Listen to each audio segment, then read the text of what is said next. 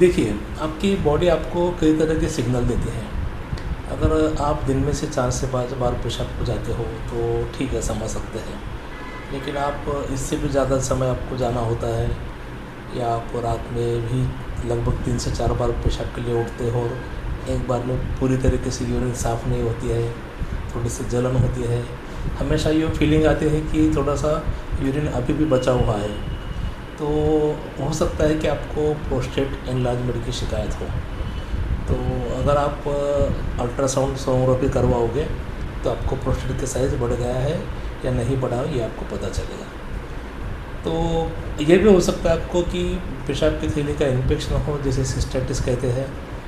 और third chance ये भी हो सकता है कि आपको यूरेथ्रल स्ट्रक्चर हो, मतलब पेशाब की नली जो अंदरूनी होती है वो थोड़ी सी दब गई हो, जिसकी वजह से आपको ये प्रॉब्लम्स आ रही है।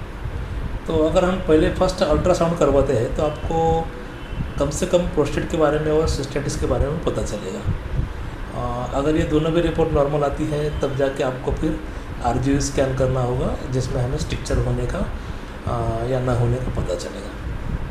तो हम क्या कर सकते हैं कि अगर आपकी मान लीजिए प्रोस्टेट बढ़ी हुई है, नॉर्मल 23 साइज़ कंसिडर की गई है WHO के हिसाब से, तो अगर आप 23-25 सीसी के अगर आगे क्रॉस हो रहा है, मान लीजिए 30 सीसी भी हो रहा है, तो हमें लगता है कि ये तो करीबन बॉर्डर लाइन है, लेकिन ऐसा नहीं है।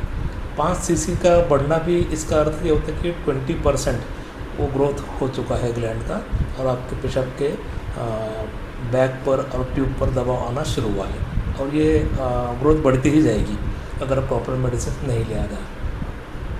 अब ट्रीटमेंट के बारे में सोचते हैं तो एलोपैथिक में आप डॉक्टर के पास जाओगे, यूरोलॉजिस्ट के पास, तो आपको टेंसुलिसिन यानी कि अल्फा ब्लॉकर दी जाएगी, यूरोमैक्स, प्रोमैक्स, इस तरह की दवाइयाँ जो आपकी यूरिन को फ्लो को मेंटेन करेगी, लेकिन प्रोस्टेट की साइज़ के ऊपर इसका कुछ परिणाम नहीं होगा।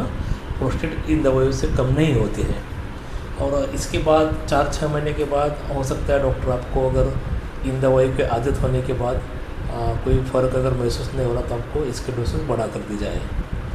चलिए, अब जानते हैं इसके साइड इफ़ेक्ट क्या हो सकते हैं। इससे आपको फर्स्ट होगा कि ये दवाई की आदत लग जाती है, आपका ब्लैडर कमज़ोर हो जाएगा, आपका यूरिन का जो कंट्रोल है वो धीरे धीरे चला जाएगा, आपको ईडी यानी सेक्सुअल जो आपको स्टेमिना जिसे कहते हैं, तो इसमें बड़ी दिक्कत आएगी और आपका ब्लड प्रेशर हमेशा नॉर्मल से ज़्यादा कम रहेगा। तो लो बीपी जिसे कहते हैं हम, तो ये होने के चांसेस है। इन दवाई गोलियों की आदत भी लग सकती है आगे चलकर।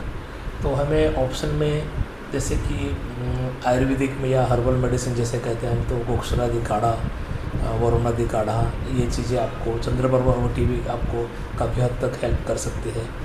लेकिन अगर आप इसकी प्रॉपर ट्रीटमेंट चाहते हो कि आपका प्रोस्टेट बढ़ा हुआ 1 महीने के अंदर पूरी तरीके से नॉर्मल हो, या तो उसमें 50% तक के सुधार आ जाए, तो आप डेफिनेटली हमारा मेडिसिन ट्राई कर सकते हैं।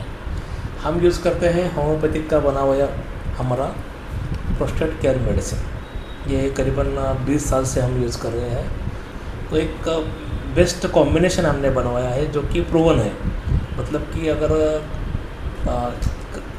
आपको प्रोस्टेट की शिकायत है और आपने इसे स्टार्ट किया, तो आपको 2 से 3 हफ्तों के अंदर आपके सिम्टम्स में, लक्षणों में सुधार आएगा, और 1 से 2 महीने के कोर्स में आप जब दोबारा चेक करोगे तो आपको आपका साइज़ रिडक्शन होता हुआ तुरंत दिखाई देगा, जो कि प्रैक्टिकली अदर मेडिसिन का जो क्लेम करते हैं हम देखते हैं वहाँ पर तो इतना पॉसिबल नहीं है। तो आप, this is the best medicine, ये मेडिसिन आप ट्राई कीजिए। मेरा व्हाट्सअप नंबर शेयर किया है मैंने, आप मंगवा सकते हैं, और पैन इंडिया अवेलेबल है। Thank you.